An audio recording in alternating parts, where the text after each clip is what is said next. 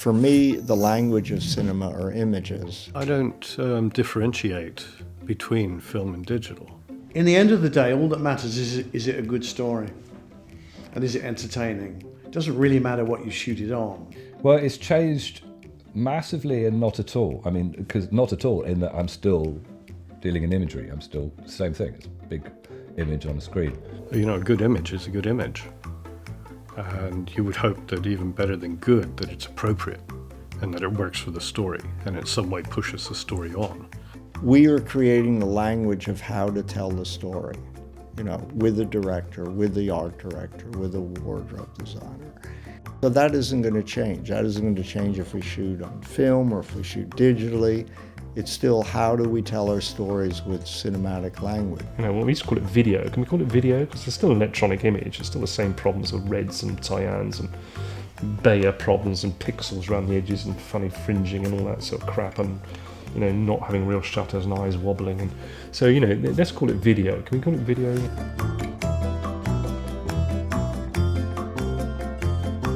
So I was always shooting. I mean, when I first started, I wasn't allowed to shoot on film. I shot tape. I shot U-matic. Used to shoot the Sony 3000 or the 330 that they stuck on the front. Betacam came along. Used Ikegami 79s. That was a great camera. The color spectrum is very different. You know, the color is a false color, it seems, on digital. You always have to pull back the color because the greens are too poppy, the blues are too poppy, the reds are too poppy, and you're just constantly pulling it back. And it's an electronic color. You know, it's an electronic, it's not a real color, it's not a chemical process. After each day's shooting, the negative film exposed in the camera is delivered to the laboratory. While these pictures were made with bright lights, undeveloped film is actually handled under dim, safe lights. And here we see film actually being developed into continuous machine. The film is traveling at approximately 100 feet a minute. The developer is pumped through stainless steel pipes from a large circulation tank. The developer is maintained in strength by replenisher added to this tank. And here is the finished negative, a permanent record of what the cameraman saw. When we decided to swap over to digital, we were very concerned because it was going to be on a Wallace and Gromit film, and by that point we'd sort of established a Wallace and Gromit look, which is based on film.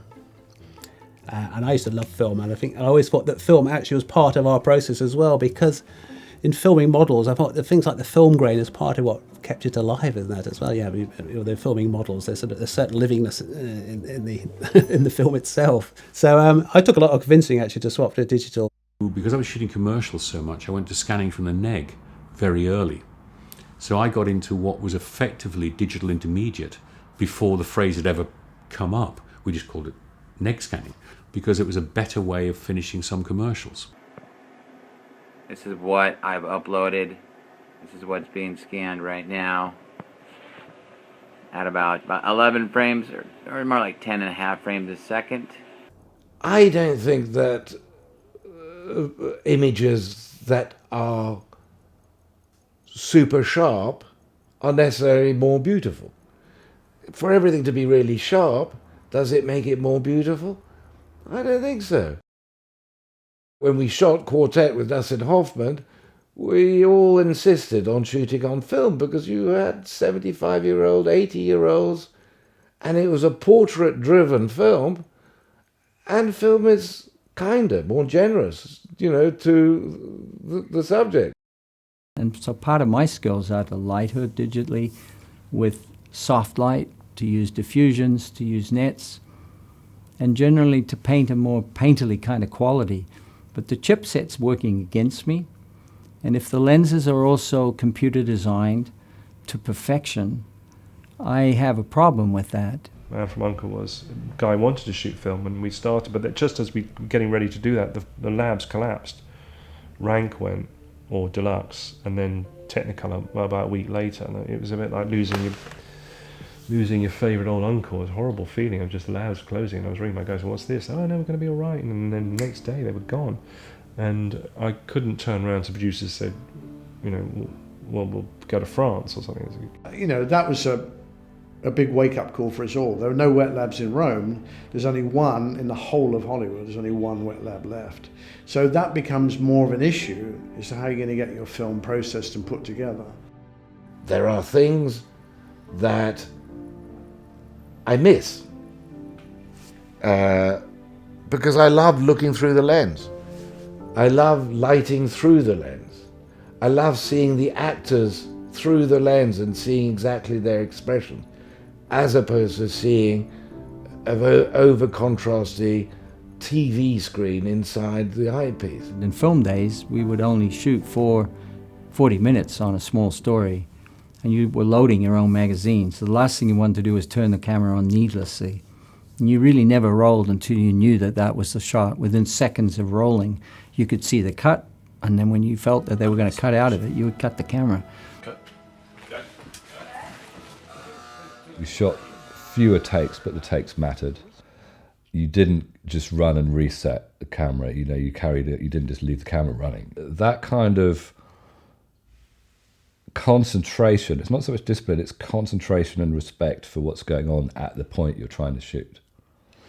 It comes out of film, and that is quite useful. Well, nobody does that in digital today. It's completely the opposite.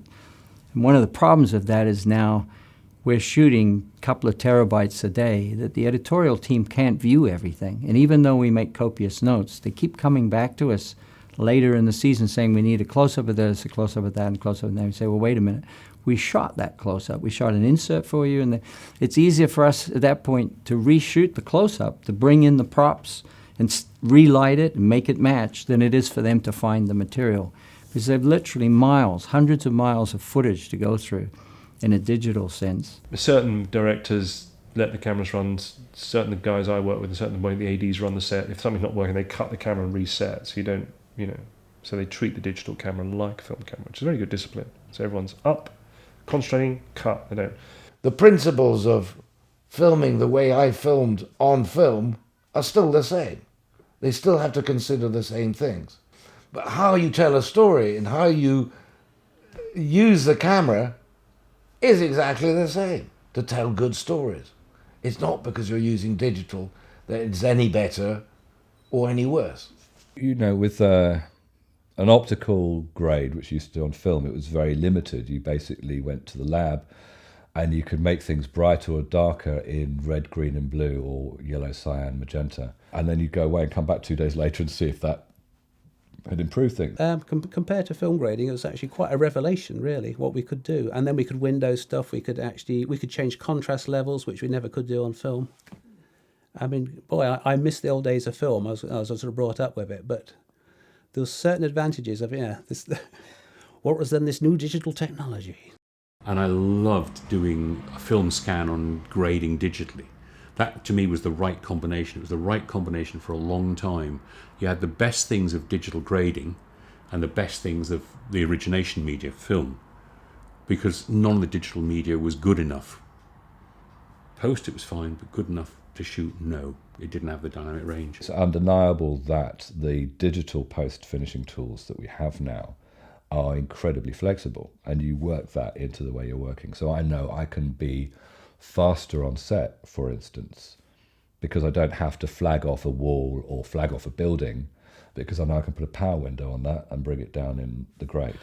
To have the choice of film or digital and all of the things in between has been unique in the history of cinematography. And it's a shame that one of those tools is disappearing.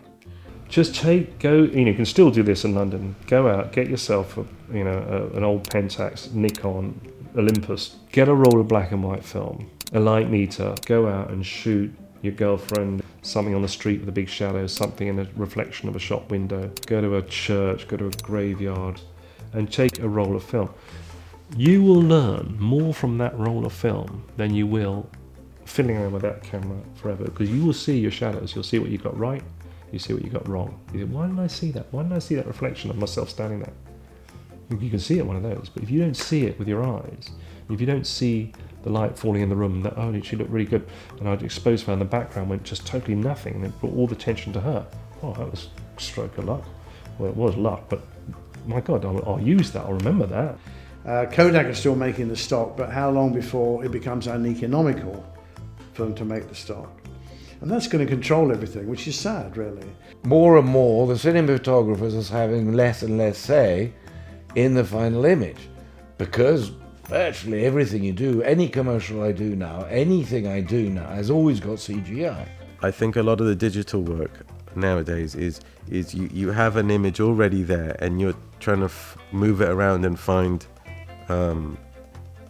where it should be and what it should be, and it stops a certain part of the brain, which is imagine the shot first working, and that's the trap for me of digital photography. At the end of the day, the format doesn't matter. It's the subject. But the dynamic range of the digital systems got better and better. And there's a point where they got as good as film. And they're just different in look. So which would you prefer to shoot? I don't give a damn.